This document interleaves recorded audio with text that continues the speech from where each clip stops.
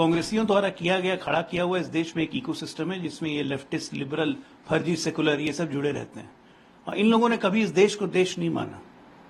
ये देश को उपयोग की वस्तु समझते हैं और इनका मकसद ही रहता है कि हर एक संस्था को डरा के रखो। ये दबाव बनाते हैं, ये सत्ता में रहें चाहे ना रहें। इनका इकोसिस्टम एक ऐसा है जिसमें बुद्धिजीवी वर्ग भी शामिल हो जाएंगे, जो लेफ्टिस्ट वाले हैं, कम्युनिस्ट विचारधारा के, ये सब मिला के डराने की कोशिश करते हैं।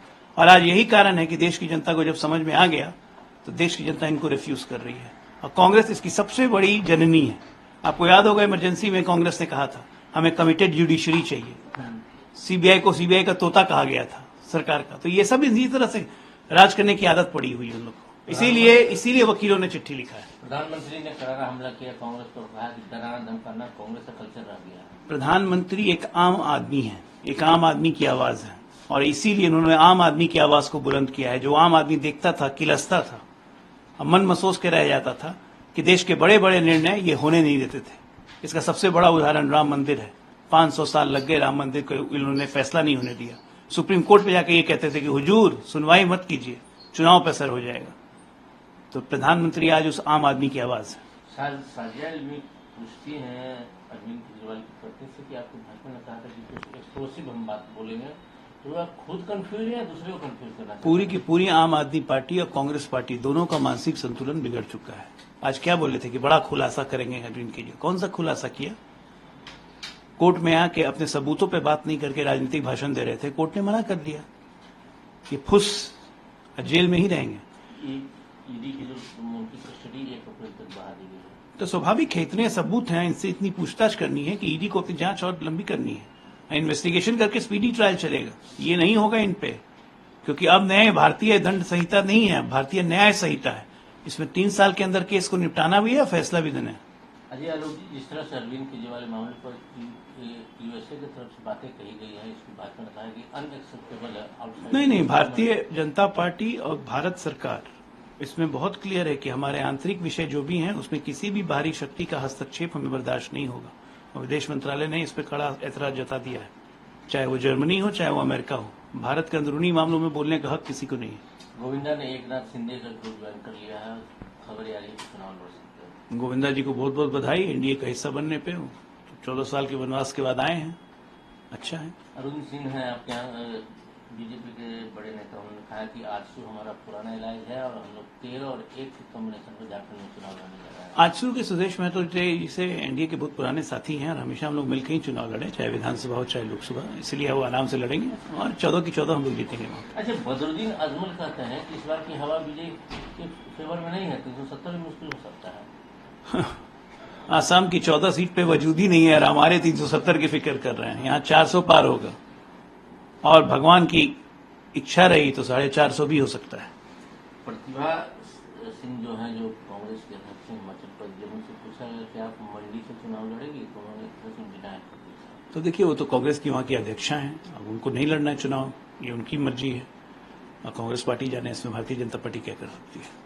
मुजफ्फरनगर में योगी आदित्यनाथ उन्होंने कहा कि आप लोग को मैं याद दिलाना चाहता हूँ, जब पहले की सरकार हुआ करती थी तो मुजफ्फरपुर में महीनों कर्फ्यू लगा करते थे। बिल्कुल सही बात है। 2013 किसी को बोला नहीं है मुजफ्फरनगर कैराना के दंगे, और उन दंगों में अखिलेश जी जाके सैफई में महोत्सव देखते थे और जनता पीसती थी। मुजफ्फरनगर, मेरठ, बागपत, कैराना, ये सब बेल्ट की उन लोगों ने क्या बना दिया था। और आज मजाल है योगी जी के राज में। दंगा तो दूर, दंगा करने का सोचेंगे भी नहीं, उसमें भी रूह कांपती है। मुरादाबाद में क्या चल रहा है? एसटी हसन बोलता है कि मुझे मना कर दिया गया कि मैं आप लोग संमत कीजिए, लेकिन क्या चल रहा है? अरे ये आपस में घमंडिया लोग लड़ते भिड़ते रहेंगे, इनका ही चलते रहेगा। वो सब सीट हम जीतने जा रहे हैं। 80 की 80 लोकसभा सीट भारतीय जनता पार्टी जीतने जा रही है। अच्छा, बिहार में क्या चल रहा है आरजेडी कांग्रेस का? मैंने बोला ना, घमंडिया हर जगह लड़ रहे हैं। हम चुनाव लड़ रहे हैं, वो आपस में लड़ रहे हैं, बस वही फर्क है। फायदा किसको होने जा रहा है? फायदा तो जनता ही का होगा। ये घमंडिया जितना कमजोर होंगे, जनता को उतना फायदा होगा। ये जो पीठ पीछे राजनीति वाली जो हरकत है, ये कांग्रेस पार्टी के तरफ से समय समय पर देखने को मिलती है। ये लोग हमेशा इस बात पर एम्फसाइज करते हैं कि सरकारी मशीनरी का दुरुपयोग होता है केंद्र की सरकार के द्वारा। इन्हें न्यायालय के फैसले पर भी भरोसा नहीं होता है, या उस पर भी क्वेश्चन मार्क उठाते हैं। अब जब कुछ भी काम नहीं आ रहा है, लगातार विपक्ष के नेताओं के खिलाफ सबूत मिल रहे हैं, कार्रवाई हो रही है, तब इस तरह की गतिविधि कहीं ना कहीं इनके इशारे पर होती रहती है। और ये समझते हैं कि पर्दे के पीछे रहकर काम करेंगे तो जनता को पता नहीं चलेगा। ये भूल जाते हैं कि उस पर्दे में छेद भी है। अरविंद केजरीवाल को कोर्ट से आज भी राहत नहीं मिली। ये तथ्य अगर उनके समर्थन में हो तब तो राहत मिले। सिर्फ उनकी पार्टी के नेता कार्यकर्ता चिल्लाएंगे, सड़कों पर आएंगे, उससे क्या होने जाने को है। जनता कभी भी आपको किसी संवैधानिक पद पर बैठाती है, मौका देती है, तो उसके पीछे का एक कारण होता है कि अपेक्षा होती है आपसे कि आप भ्रष्टाचार न करके जनता से जुड़े मुद्दों पर काम करें। लेकिन इनकी पार्टी ने तो लगातार सिर्फ दम ही भरा कि हम भ्रष्टाचार को मिटाएंगे, लेकिन काम इस दिशा में कुछ भी नहीं किया। साजिया इल्मी पूछती है केजरीवाल जी की पत्नी से कि आपके हस्बैंड ऐसे कुछ एक्सप्लोसिव करने वाले थे, हुआ तो कुछ नहीं, या तो खुद कंफ्यूज है या लोगों को कंफ्यूज कर रहे हैं। नहीं, ये पत्नी पॉलिटिक्स क्या होती है भाई। हम इस बात की वेदना को समझ सकते हैं कि किसी व्यक्ति को जब जेल होती है तो परिवारजनों को चिंता होती है, लेकिन कोई आजादी की लड़ाई में तो लड़कर जेल नहीं गए हैं, किसी आंदोलन में तो जेल नहीं गए हैं, तथ्य आपके खिलाफ आए हैं तब तो आप जेल गए हैं ना।